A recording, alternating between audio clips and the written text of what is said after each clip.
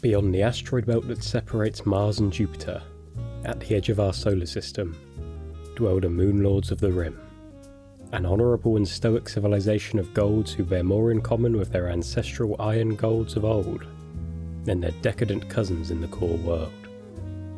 But who are these distant and somewhat alien people, and what is it that makes them just so different? Perhaps the greatest factor influencing the development of the golds of the Rim is their location. Due to the major gas giant planets of the Rim being both uninhabitable and non-terraformable, the Moon Lords instead live on the various dwarf planets and 67 moons found in the Rim Dominion. Many of these moons and planets are still in the process of being terraformed. As such, these celestial bodies are much harsher homes than the relative paradise worlds of the core. The moon Io, for example, is home to the dreaded Yellow Sea. Dunes of sulfur-laced sand, volcanoes and lakes of magma cover the moon's surface. Whilst the moon Europa, with gravity 0.136 that of Earth's, where every step must be careful to ensure one does not float off the face of the moon, is covered in ocean waves 10 metres high. This has not stopped the golds of the core attempting to profit from these hellscapes, however.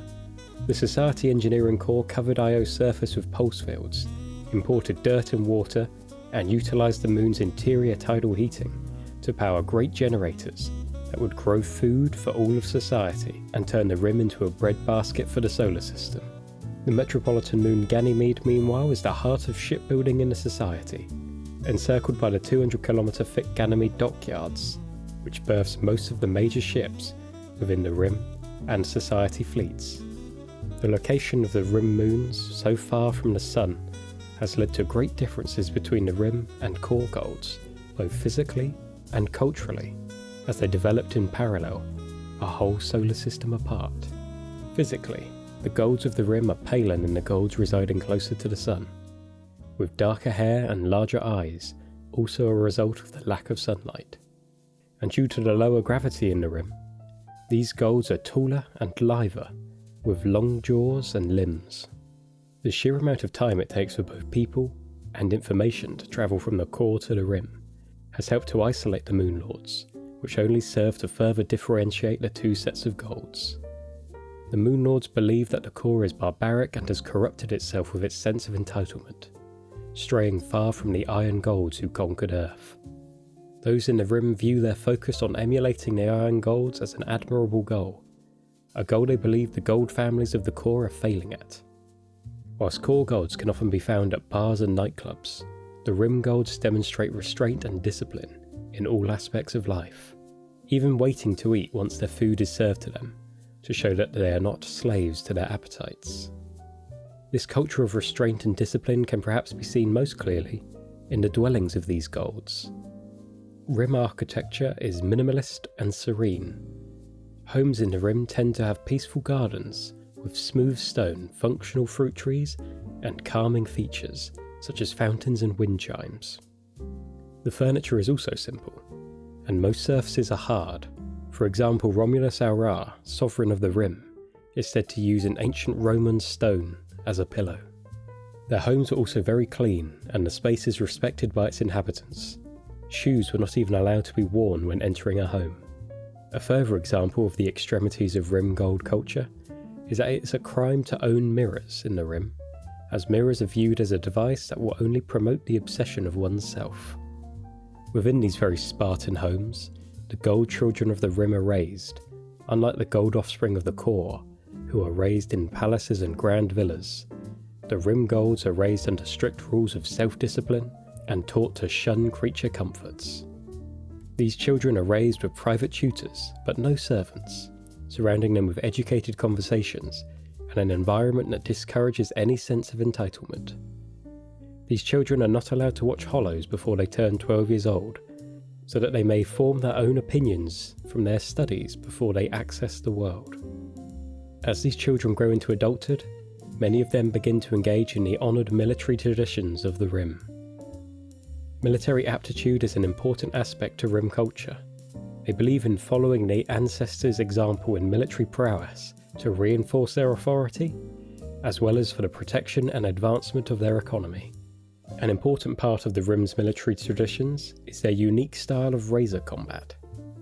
Whilst the Golds of the core fight with a single razor, the Rim Golds wield 2 razors and fight in a fighting technique known as Shadowfall. The main razors wielded by the Golds of the Rim Dominion are called Hastas. They have longer blades reaching 2 meters when solid and over 3 in whip form. They are more of a lance than a sword and are often used alongside a shorter razor known as a katari. These are not the only technological advancements unique to the Rim, however. To survive on the deadly moon Io, Golds employ the use of krill, organic breathing masks worn over nose and mouth, and skipper boots that use condensed air to skip their user across the low-grav surface of their moons, rather than the heavy grav boots utilised in the core. Without these technological advancements, even the mightiest of Golds could not last long on Io's surface. A testament to both this and the strictness of Rim Gold culture is the Dragon Tomb on Io. It is a giant black obelisk shaped like a winged beast.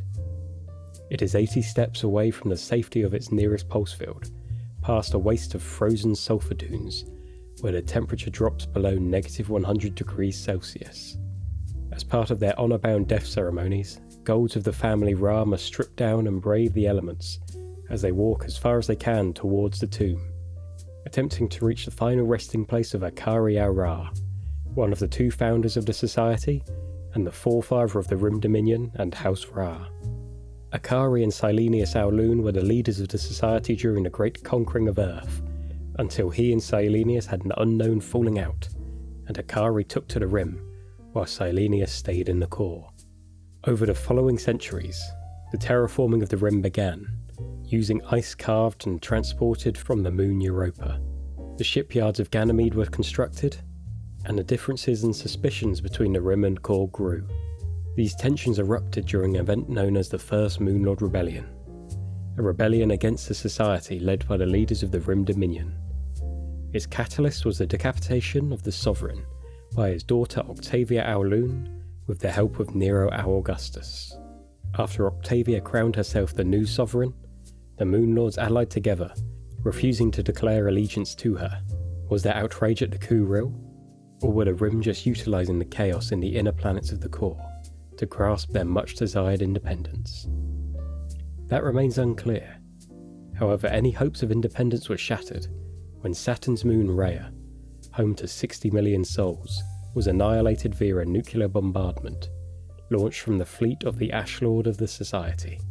The dream of independence was not squashed for long, however, as the Second Moon Lord Rebellion started 60 years and 211 days after the first. Following the brutal murder of then Arch-Governor of Io, Rivas al-Ra, in a purge orchestrated by Octavia al-Lun, an outraged Rim declared their independence and selected Romulus al-Ra as their new sovereign. Much to the Rim's surprise and horror, however, Octavia was able to gather and send a complete war fleet to the Rim in just 63 days. Rokal Fabii, leading the Sword Armada, was deployed to the orbit of Jupiter and easily held it for 10 months, crushing any opposition against the core, with only Io and Ganymede able to resist the might of the Sword Armada.